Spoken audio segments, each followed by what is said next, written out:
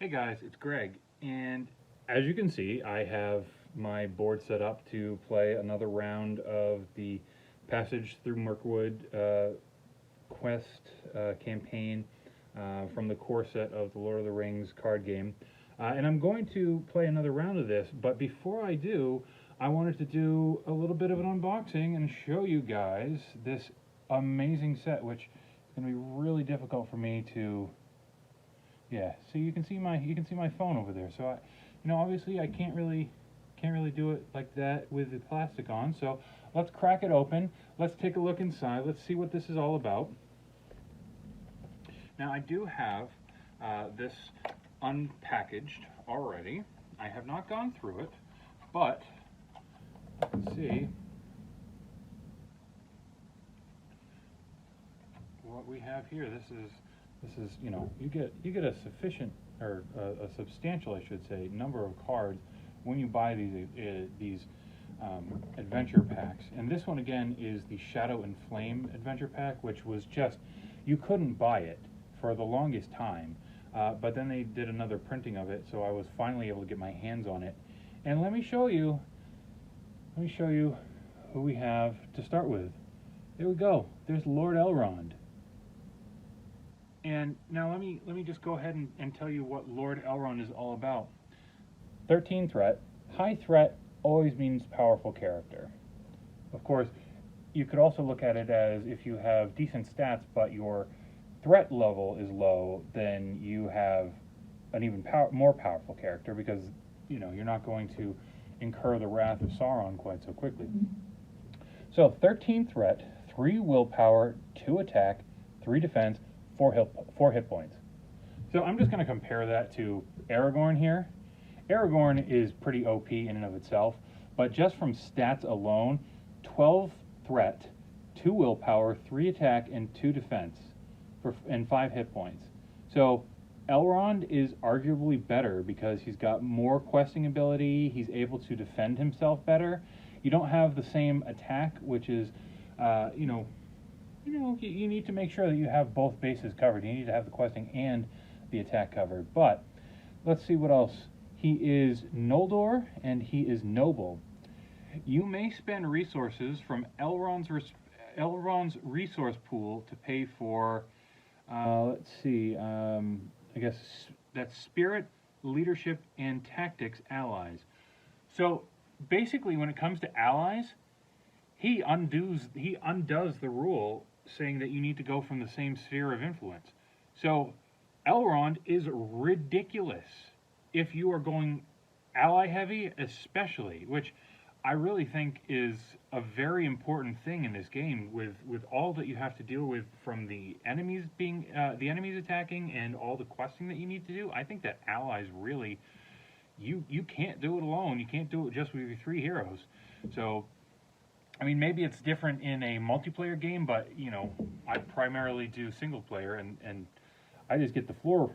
I get taken for a ride. I'll say it that way. He also has response after a character is healed by another card effect. Heal 1 damage on it. Okay, that's ridiculous.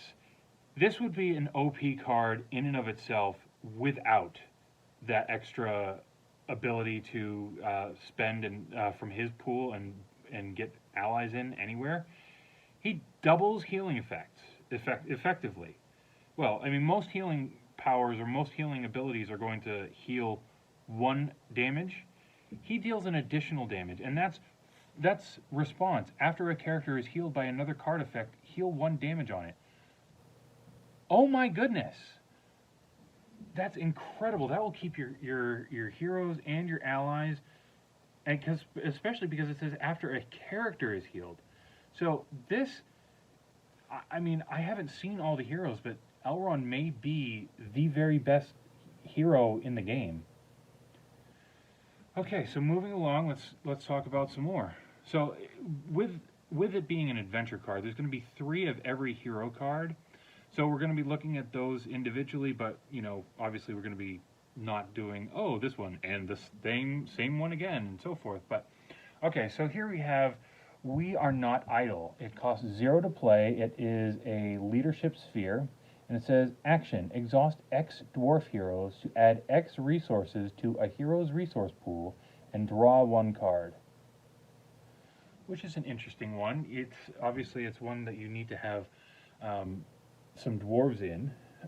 So, as a for example, Glowin over here is a dwarf, and he's also in the leadership sphere. So that would be a pretty interesting combo with him. And I know that in the I'm not covering it here, but in the Khazad-dûm expansion, there are a lot of dwarves, and there's a really big emphasis on the dwarves. So that's another thing to be very mindful of. The cycle of cards, they're really built and they're really designed to play within that cycle more than they are to just, hey, here's this amazing new card. When you're playing something like Magic the Gathering, where it's just, we're just going to keep going forward each time, as opposed to, all right, well, this is what we're playing with now, and then we're going to just kind of move on to the next thing. It's pretty much, this is the cards, and they keep going forward, and they need to be mindful of that. But this, it's almost self-contained. Now, obviously, you are able to go ahead and continue on, but, this is, it makes sense that there's a heavy dwarf booster right there. Okay, so here we have the Hardy Leadership. This is, 2 to deploy. This is an attachment. It goes onto a character. It is from the Leadership sphere, which, okay, so Elrond is of the Lore sphere, so you wouldn't be able to make a deck just from the cards that you get in this expansion. But it says so you attach it to a leadership hero, and each dwarf character gets +1 hit point. Oh man, that is huge. If you can make your characters last longer, take more damage, that's going to go a long way. Plus, you got the pretty cool Gandalf and Gimli art on it. Oh my goodness. Oh my goodness, check out that artwork. I've said it before, and I'll say it again, there's some really, truly amazing art in this game. So here is an event from the Tactics sphere. Hands upon the bow. It's one cost.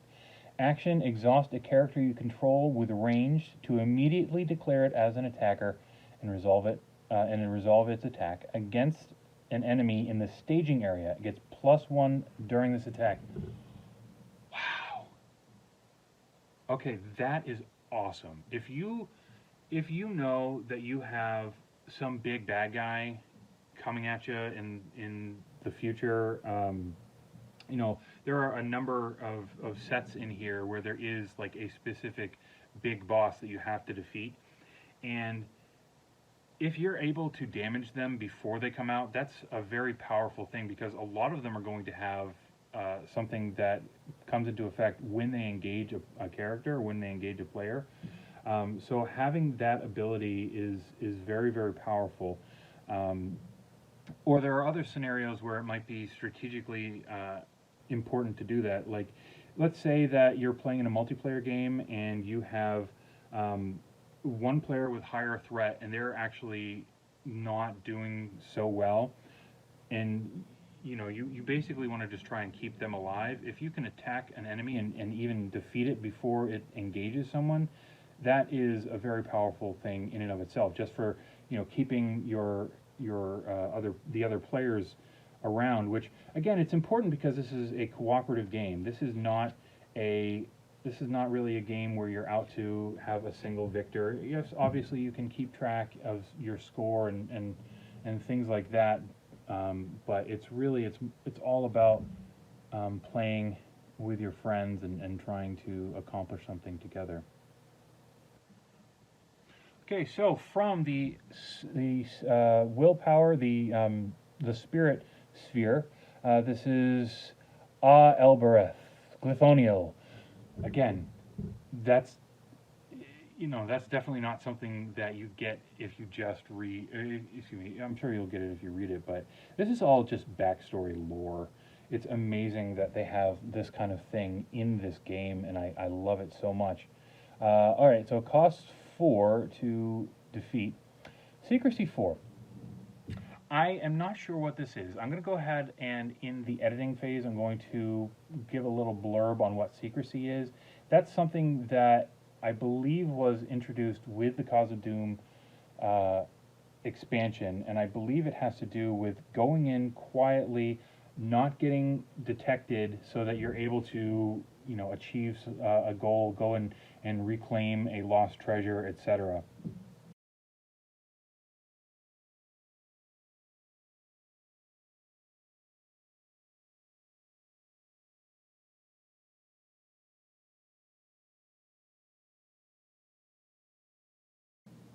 So that has a secrecy 4. Response: after a non-unique enemy attacks you, put that enemy on the bottom of the encounter deck. If your threat is lower than the enemy's engagement cost, set your threat equal to the engagement cost of that enemy. Okay, so that is after a non-unique enemy attacks you, put that enemy on the bottom. So that's an interesting thing. It will get rid of an enemy temporarily. It'll get rid of an enemy and put it underneath the encounter deck. So basically it goes from engaging you to over here, which frees up perhaps another one of your characters to go ahead and attack another enemy. Again, very interesting. Yeah, that's pretty interesting. I don't know if you could see, but it looks to me as though they're attacking a Nazgul. You can see, the hooded figure and some hands there. It's hard for me to make out because there's, it's part of the artwork is there's like some fog. But very interesting card. Very interesting card. Miravor. An attachment. Attached to a hero, and again, it's the spirit sphere, and it costs 1. Attached to a hero with the action of discard Miravor to choose 2. You can ready the attached hero, add 1 resource to the attacked hero's resource pool. Attached. I said attacked. So you can ready them. You can add 1 resource to their pool. You can give them 1. You can give them +1 willpower until the end of the round, or you can put this card on top of your deck, which is an interesting thing. I mean, it certainly has its uses. It has a lot of different things that you can do, and it looks like, yeah, I mean, for a low cost, it can certainly help, particularly if you need to, yeah, you can just keep cycling it, really, if you're so inclined. I mean, it's a bit of a threat to do that, or rather it's a bit risky to do that, because if you do end up keep cycling it, that's preventing you from getting other cards that might help you even more. Okay, hold it to the side here just because trying to minimize the glare. So, okay, this is a Master of the Forge. He is an ally. He is from the Lore Sphere. 2 cost. He has no willpower, no attack, 1 defense, and 1 hit point. Noldor Craftsman. Action. Exhaust Master of the Forge. You search the top 5 cards of your deck for any 1 attachment and add it to your hand. Shuffle the other cards back into your deck. Very powerful. It allows you to really choose what you're going to do over the next 5 turns. Well, it gets you the ability to get your attachments quicker. We'll say it that way, because you do have to go ahead and put the other ones back. Relatively low cost, and it is a repeatable ability, so you can do some deck manipulation with this, which is nice. Unfortunately, you don't get to choose anything beyond the attachments to keep, but you can. Yeah, I'm trying to think of If you had the ability to put the cards back in the order that you chose, that would be more powerful. But this is still very powerful because there are a lot of really important and really good abilities out there. Or excuse me, attachments out there. So Master of the Forge.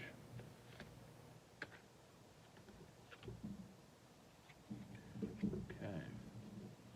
Peace and Thought. Well, there's Bilbo. There's Bilbo. So this is an event, costs 1. Refresh action, exhaust 2 heroes to draw 5 cards. So, depending on the situation, this could be absolutely incredible. This could be absolutely incredible. If you have no enemies in the encounter deck, or excuse me, no enemies are in the staging area, none are... And none are attacking engaged. Sorry, none are engaged to you. This is very very powerful. Or if you have a lot of good allies, this could be very very powerful as well. If they're able to handle basically taking a turn off. 5 cards. If you control the cards. If you control the ability to play things, it's kind of like in Hearthstone. Once you have the upper hand on the ability to put things out, then you're doing very, very, very well. Moving along, we have Risk Some Light. It costs 3.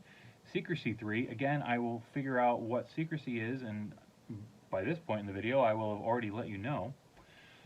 So it is an event. There is an action. Look at the top 3 cards of the encounter deck. You may select 1 card and move it to the bottom of the encounter deck. Return any unselected cards to the top in any order. This is kind of like what I was getting at when I was talking about the Master of the Forge. And this is specifically, this is going against the enemies. So if you are not in a place to do much attacking, you can go and look through here. If you have, say you have 3 enemies that are in the top 3 cards, you can put them most powerful down below, so you don't have to deal with them yet. If there are 2 locations and an enemy, you can put the enemy on the bottom and keep the locations out. So you, again, if you're not in a good spot, you can really choose how you're going to proceed with this, and that is very very powerful. It is expensive, and the secrecy of it may in and of itself cause an additional wrinkle, and I feel bad for not knowing it right now because my assessment may be very off, but that seems very very very powerful, just to be able to manipulate things like that. Alright, so here is Vilya, which is an attachment. So this is a Ring of Power. This is Elrond's Ring of Power. So this is, talking about Master of the Forge, something that can get you an attachment faster. Vilya. 2 to deploy it is a ring and an artifact. Attach it to Elrond. He gains a spirit icon. So now, on top of being able to play his resources to get any kind of ally, he also will be able to play, the event cards. He'll be able to play, I guess it's really just events at this point, but he'll be able to play from 2 spheres by having this attached, which is absolutely bonkers. Exhaust Elrond and Vilya to reveal the top card of your deck. You can immediately play it or put it into play. You can immediately play or put into play the revealed card for no cost if able. Otherwise, move the revealed card to the bottom. Are you kidding me? Play any card for free? All you have to do is exhaust? Oh my goodness, and there are cards that allow you to ready a character at will. Holy cow, Elrond is broken. Elrond is absolutely broken. Wow. Holy cow.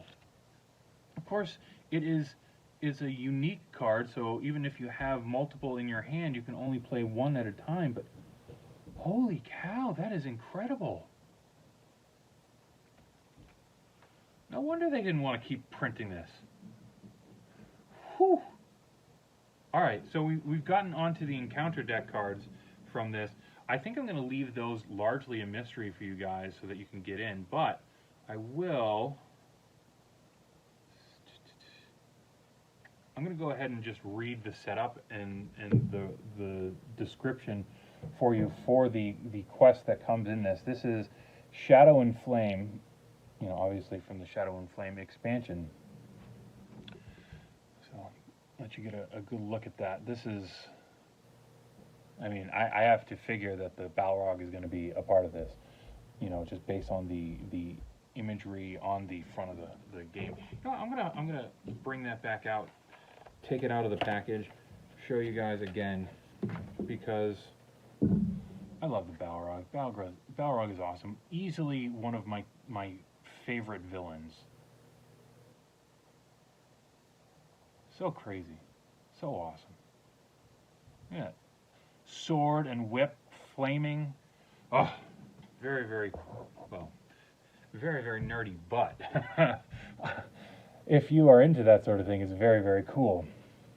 Okay, it says, as you reach the eastern realm of Duero Delft, and again, you're playing this primarily, you know, the intent is to play this after you've gone through the other quests in this Duero Delft cycle, so Khazad-dûm, and then the 5 adventure packs that come before this. So you're going through Khazad-dûm, you're going through Moria.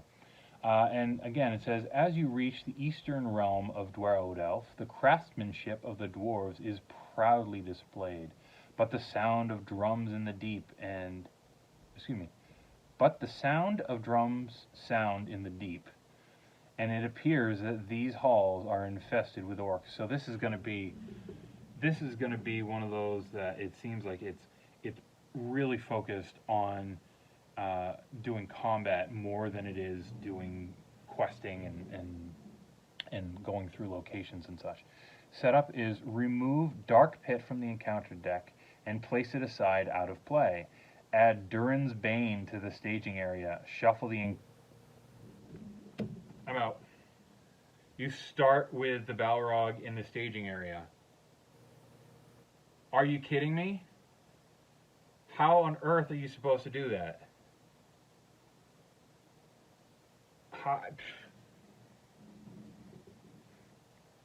I don't want to do this one. I don't want to do this one. This is just, if I'm getting slaughtered doing the first one, doing the first introductory quest, and you start with the Balrog. I mean, I know Elrond is OP, but oh my goodness. That's too much. That's too much. On the off chance that anyone watching has played through this, you know, without telling me more, were you able to beat this quest? Because it seems absolutely ludicrous. It seems absolutely ridiculous. It's like, well, it's worth it for getting possibly, if not probably, the best hero in the game, but you know, holy cow, is it worth the headache of like playing through the there we go, of playing through the scenario that just seems I don't know how you could possibly get through that just based on my experience of getting slaughtered. Anyways, all right, guys, thank you so much for watching. I hope that you have enjoyed this. I hope that you enjoyed checking out the cards from the Shadow and Flame adventure pack. Last time, or 2 times ago, actually, at this point, I was saying that, you know, this is the one that I got my hands on recently, and it turned out that they hadn't. They were completely out of stock. You couldn't find it, and then they finally did do a reprint, and you know, I had stopped playing, I had stopped buying for a while, but I kept checking back on this because I love the Balrog so much, and it finally showed up. I was able to buy it at the regular price. I didn't have to pay, reseller price. So I just jumped in. Been kind of sitting on this for a little while. Got the itch again to play and so forth. So I wanted to break it out and see what it was that I got myself into. Apparently, I got myself in way over my head. But maybe once I check out Moria more, check out Khazad-dûm more, I will feel less overwhelmed with the prospect. Maybe those dwarves really do come in handy.